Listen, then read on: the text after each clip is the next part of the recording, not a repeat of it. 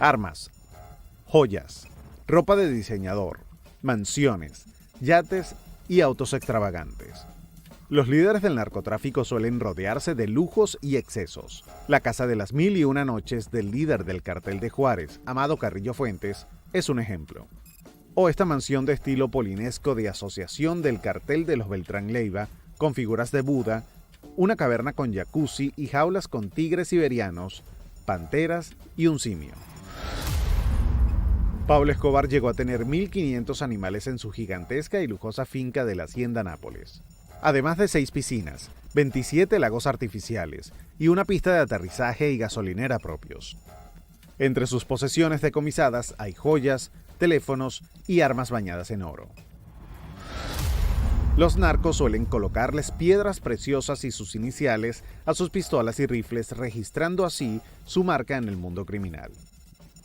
Esta pistola de Joaquín El Chapo Guzmán, con incrustaciones de oro y diamantes, está valorada en $303,000. Y en sus garajes pueden encontrar camionetas, autos exóticos, aviones y yates.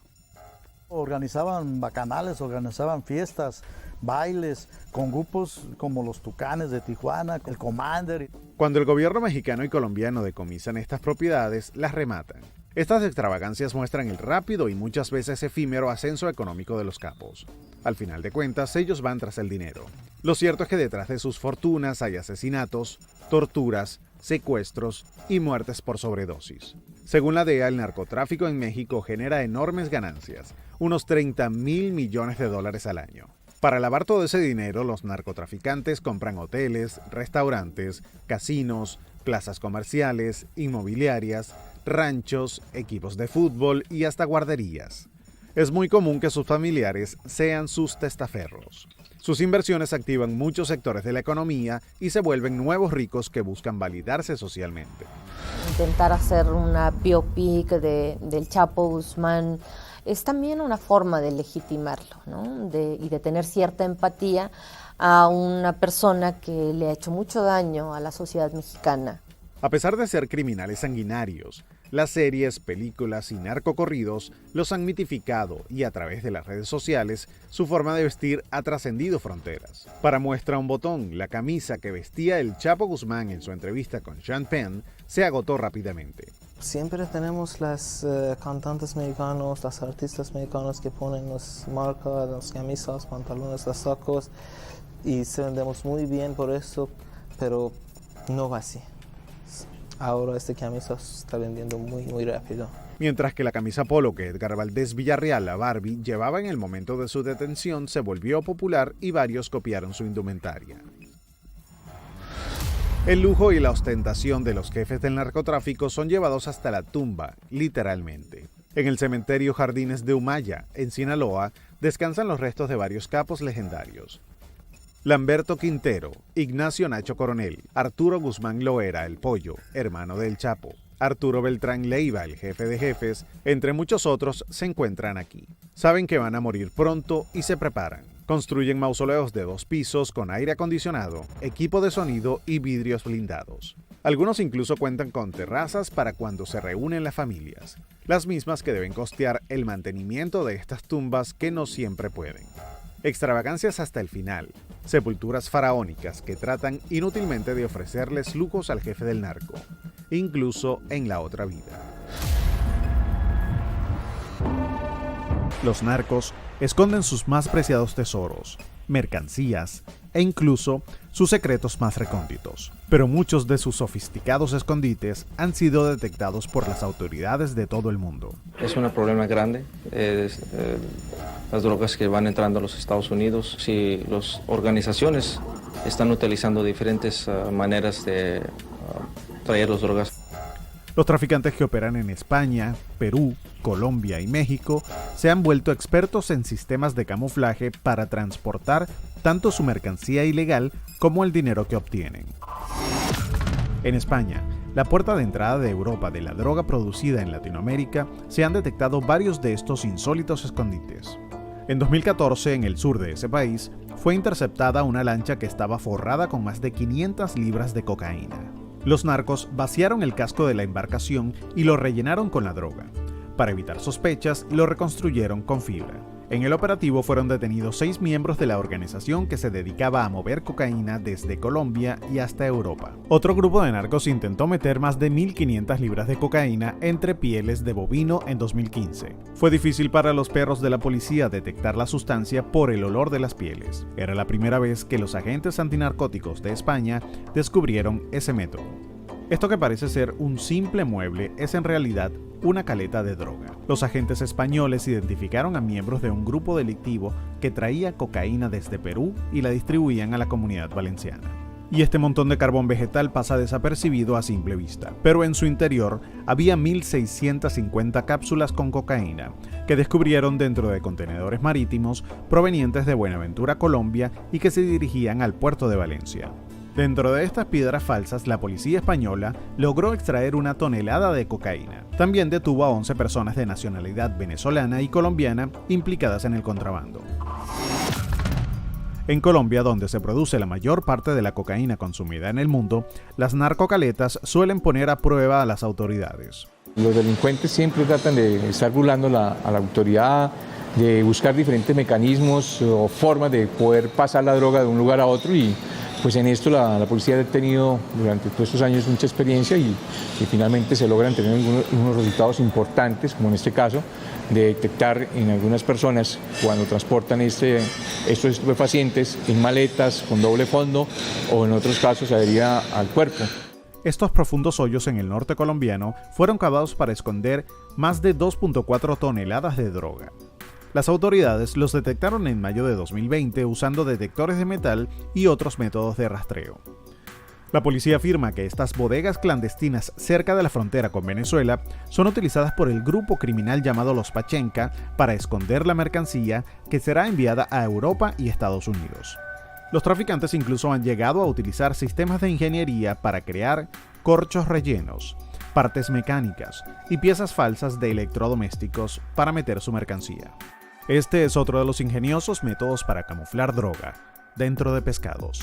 Sucedió en agosto de 2019 cuando las autoridades confiscaron 12 pescados de especie pargo rojo, en los cuales colocaron 1.2 libras de la hierba. El cargamento pretendía llegar a la isla de San Andrés desde Medellín. México, sede de los grandes carteles del narcotráfico, es otro de los países en los que más hallazgos insólitos se han hecho. La Guardia Nacional de México logró evitar que saliera a la calle una cantidad de heroína y fentanilo ocultos en computadoras para automóviles. Unos días antes, habían logrado interceptar casi 10 libras de metanfetamina en unos rollos de pan. La droga decomisada tenía como destino distintos puntos de Estados Unidos. Una caja de zapatos con fentanilo cruzando la frontera se convierte en aproximadamente $500,000. Debajo de los asientos de este vehículo se transportaban 50 libras de goma de opio.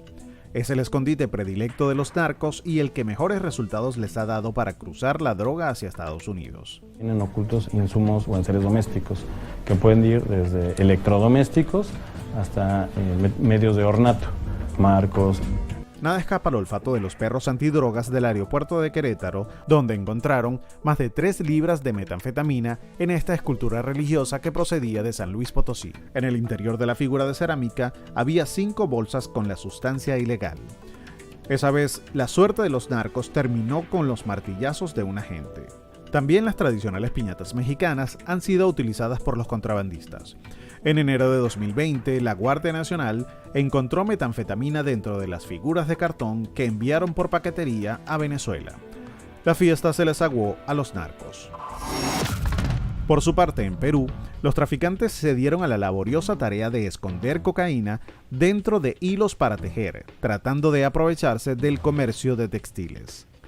Las autoridades peruanas decomisaron casi 1.500 libras que tenían como destino Costa de Marfil en África. Estaba camuflada en más de 1.000 conos de hilo embalados en 101 cajas de cartón. Durante el operativo, los agentes detuvieron a 7 personas presuntamente vinculadas a una organización internacional, entre los que se encontraban 5 ciudadanos peruanos y 2 ecuatorianos. En este cargamento de barriles de aceite, la policía antidroga encontró 440 libras de cocaína.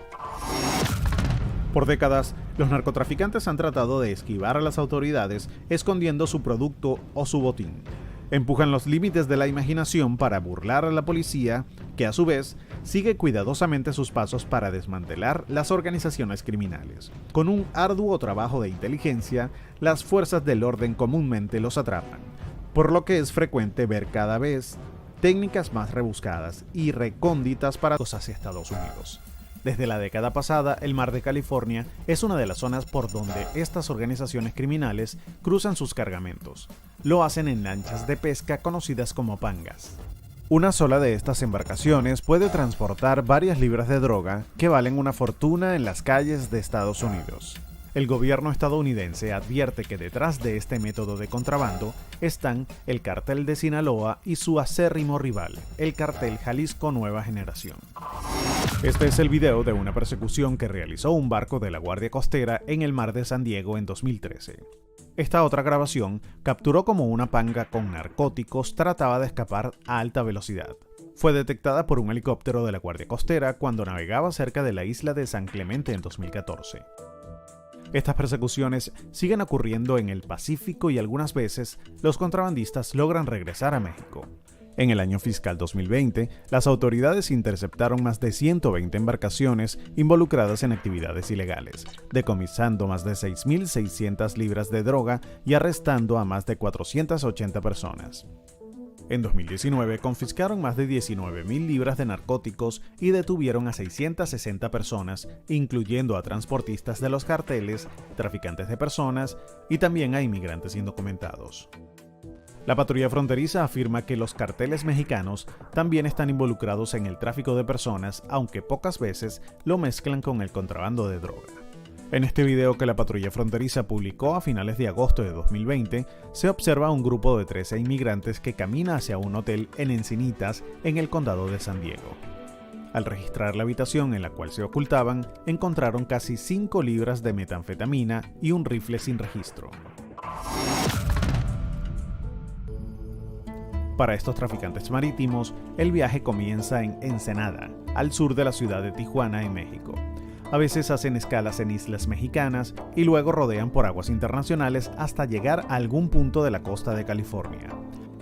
Estos contrabandistas utilizan localizadores satelitales como brújula, varios galones de combustible y están en constante comunicación con transportistas que los esperan en alguna playa solitaria. El desembarque siempre se realiza por las noches. Los recorridos más largos duran varios días y llegan hasta las playas de Santa Bárbara al norte de Los Ángeles. Allí, un tramo de 13 millas se ha vuelto una zona habitual de descarga porque está cerca de la carretera 101 y pocas personas viven en ese lugar. Este video del Departamento de Alguaciles de Santa Bárbara registró la incautación de más de 3.000 libras de metanfetamina en la playa Arroyo Quemada el 20 de agosto de 2020. Se trata del mayor decomiso de narcóticos que jamás se haya hecho en esa región. El cargamento llegó en una lancha de 40 pies de largo, a la cual le pusieron un potente motor. 33 personas fueron arrestadas, incluso 3 menores y una mujer. Así concluyó un operativo que confiscó más de 5.000 libras de marihuana y arrestó a 20 personas en la playa Gaviota de Santa Bárbara en marzo de 2020. Las autoridades señalan que este es uno de los métodos más efectivos que tienen los carteles para cruzar la droga hacia Estados Unidos, porque navegando por aguas internacionales evitan la vigilancia en la frontera, los retenes y operativos de la policía en las carreteras. Varias veces, las agencias solo encuentran pangas abandonadas como esta que llegó hasta una playa de Santa Bárbara en julio de 2020, o esta localizada en San Diego en junio de 2020. O esta otra que llegó a Malibú con 60 libras de marihuana en enero de 2020. Una vez que la droga llega a tierra, los transportistas de los carteles la colocan en vehículos y la llevan hasta bodegas clandestinas en Los Ángeles, donde la dividen y envían a sus clientes en otros estados. En contraste, esta actividad criminal no ocurre en el Golfo de México, en la frontera entre Tamaulipas y Texas, aunque allí ni hay barreras que eviten el cruce de indocumentados y de droga. Se alega que el cartel del Golfo prefiere que el contrabando se realice por el río Bravo. Pero en el mar de California, las lanchas de los carteles no se detienen. Escapan de los radares en medio de la noche, son rápidas, sigilosas, baratas y efectivas. Siguen siendo un dolor de cabeza para la Guardia Costera y no hay indicios de que este método sea abandonado por los traficantes. La influencia del narcotráfico en Latinoamérica y Estados Unidos es tan grande que llega hasta la religión. A pesar de los crímenes que cometen, los traficantes de drogas suelen buscar protección divina. Sí, los narcos también tienen sus santos. Ellos buscan refugio espiritual en personajes venerados dentro de la Iglesia Católica y en figuras que se volvieron ejemplo del sincretismo religioso. También le prenden veladoras a delincuentes beatificados por el pueblo y los mismos criminales. Ese es el caso de Jesús Malverde, también conocido como el bandido generoso. Al santo que a mí me ayuda, yo le rezo con fervor.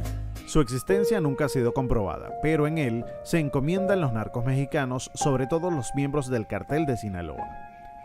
Según la tradición popular, Malverde habría trabajado como albañil en las vías del ferrocarril y se volvió un bandido después de que sus padres murieran bajo una extrema pobreza durante la dictadura de Porfirio Díaz. Las leyendas en torno a su figura cuentan que robaba a los ricos para compartir el botín entre los pobres de su natal Sinaloa. Fue su manera de luchar contra las injusticias económicas. Los pobres salían en el camino a pedirle y él se quitaba lo que traía para irles dando. Les daba todo lo que podía. Llegó hasta darles la yegua, traía una yegua, traía la silla de montar, sus propios alimentos cuando ya no traía dinero. Eso le daba al pueblo. El pueblo lo quería mucho y lo protegía. También hay varias versiones sobre su muerte, que habría ocurrido el 3 de mayo de 1909. Lo cierto es que desde entonces se le han atribuido supuestos milagros, como la sanación de enfermos, la localización de personas desaparecidas y hasta le agradecen por exitosos cruces de cargamento de droga a través de la frontera. El culto a Malverde se ha extendido desde Culiacán, donde está la principal capilla en su honor, a todo México. También se le honra en Latinoamérica y Estados Unidos. Como no son santos cristianos oficiales, se les puede pedir milagros que no son de un corte cristiano. Por ejemplo, si quieren ese envío de marihuana que llegue bien a Houston o a New York City. La Santa Muerte. Sus devotos le llaman la Niña Blanca, la Niña Bonita y la Flaca. Aunque su veneración es rechazada por la Iglesia Católica, el culto a esta figura que personifica a la muerte se ha propagado rápidamente por todo el mundo, especialmente en Centroamérica, superando los 12 millones de seguidores. Comenzó con pequeños tributos clandestinos en algunas localidades mexicanas, entre gente humilde o expuesta al peligro, como trabajadoras sexuales, taxistas, vendedores ambulantes y delincuentes. Pero luego se convirtió en una imagen popular por la cual colocaron altares públicos en calles y mercados. Ahora han erigido templos en su honor. La arraigada veneración a la muerte en la cultura mexicana data de la época prehispánica. Un ejemplo es la celebración del Día de Muertos, que se conjuga con la tradición católica a los fieles difuntos. Pero muchos no aceptan a la Santa Muerte y la asocian con el satanismo. Otros, en cambio, la relacionan con una justicia sin miramientos ni prejuicios morales. Sus fieles dicen que a todos, pecadores o inocentes, ricos o pobres, la parca se los llevará finalmente. Al igual que a Malverde, a la Santa Muerte le agradecen por la salud, la protección, el bienestar financiero y el auge de imperios criminales. Por eso, delincuentes y marginados se amparan en esta esquelética figura. Para finales de la década de 2000, su culto se había convertido en el segundo más popular en México, incluso detrás del que se le rinde a la Virgen de Guadalupe, considerada la patrona de ese país. Uno de los primeros templos de la Santa Muerte se encuentra en el barrio de Tepito, en la Ciudad de México, el cual es conocido por su actividad criminal y la venta de mercancía pirata. Quien da culto a la Santa Muerte está viviendo en pecado y además abriendo puertas, por una parte a la parte demoníaca y por otra parte a la parte delictiva. Se está invocando a fuerzas oscuras. San Judas Tadeo, el santo de las causas perdidas. Fue uno de los 12 discípulos de Jesucristo según la tradición cristiana. Es un santo legítimo, reconocido y uno de los más venerados por los católicos. Dicen que tiene el poder de conceder milagros casi imposibles. Sin embargo, también lo consideran el patrono de los delincuentes. Así le dicen porque es muy popular entre ladrones, pandilleros, vendedores de droga y traficantes de personas. Ellos le piden favores para sobrevivir en las calles, las cárceles y al cometer crímenes. Estos son algunos de los santos más venerados por delincuentes y narcotraficantes, pero la lista es larga y sus seguidores crecen como la espuma, tanto que preocupa incluso a las autoridades eclesiásticas. En 2008, la Arquidiócesis Primada de México tuvo que aclarar que San Judas Tadeo no es un protector de delincuentes, algo que no cambió mucho las cosas. Es difícil viajar y no ver pequeños altares a Malverde en zonas controladas por el narco, medallas a San Judas Tadeo en los cuellos de delincuentes u ofrendas a la Santa Muerte de delincuentes que esperan salirse con la suya. Aviones, submarinos, autos, camiones, en diminutos escondites o camuflados a gran escala. A lo largo de los años hemos visto todo tipo de métodos que usan los traficantes para introducir su mercancía ilegal a Estados Unidos. Un ejemplo de su ingenio son los narcotúneles. Algunos son rudimentarios, pero también se han encontrado ambiciosos proyectos de ingeniería con ascensores, vagones y hasta ventilación artificial. Como la seguridad en la frontera se ha elevado, estas organizaciones criminales se están frustrando. No están viendo otro método más que usar métodos más sofisticados y más creativos como estos narcotúneles que puedes ver. Desde 1990 se lleva un registro de los túneles encontrados entre México y Estados Unidos. Las autoridades calculan que se han descubierto más de 187 corredores subterráneos, aunque una investigación de la agencia AP en 2017 eleva la cifra hasta 224. Los narcotúneles han sido localizados principalmente a lo largo de la frontera de Arizona y California, normalmente en lugares donde el suelo es lo suficientemente blando para excavar, pero no tanto como para derrumbarse. El primer narcotúnel fue descubierto en un almacén allanado por la policía que iba desde Douglas, Arizona, hasta Agua Prieta, en México. Las autoridades dieron con este gracias a una incautación de más de 1 tonelada de cocaína en Phoenix y que condujo a las autoridades al túnel que conectaba a México y Arizona. Dentro de un almacén en esa frontera descubrieron la entrada al túnel, a través de lo que parecía una rejilla de drenaje. En Agua Prieta, una casa con un gran salón de recreación era la otra punta del conducto. Debajo de una mesa de billar había un mecanismo que daba paso al túnel. Tenía 270 pies de largo, 4 pies de ancho y 5 pies de alto.